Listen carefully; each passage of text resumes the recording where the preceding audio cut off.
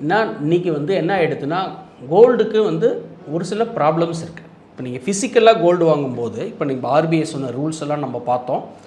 அடமானம் வைக்கிறதுலேருந்து நம்மளுக்கு ப்ராப்ளம் இருக்குது.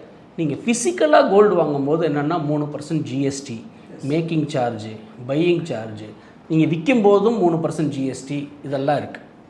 நான் சொன்ன மாதிரி கோல்டு ஒரு லாங் சைக்கிள், ஒரு 6 வருஷம் 7 வருஷம் பெர்ஃபார்ம் பண்ணாமல் கூடி இருக்கும். ஸோ இன்றைக்கி இருக்கிற காலகட்டத்தில் கோல்டுங்கிறது ஓல்டு. யூஸ்வலாக ஓல்டு இஸ் கோல்டுன்னு சொல்லுவாங்க.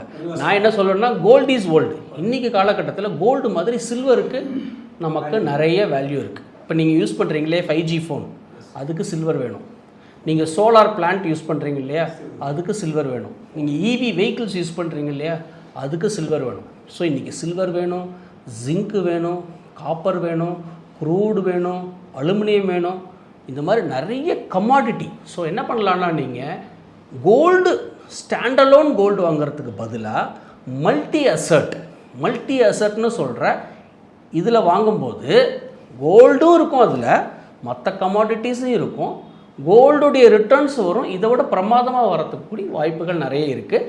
அந்த மாதிரி இன்வெஸ்ட்மெண்ட்ஸை நீங்கள் சூஸ் பண்ணிங்கன்னா உங்களுக்கு டாக்ஸேஷன் வைஸ் மேக்கிங் சார்ஜ் இருக்காது, பையிங் சார்ஜ் இருக்காது, எப்போ வேணாலும் வாங்கிக்க முடியும், எப்போ வேணாலும் விற்றுக்க முடியும்.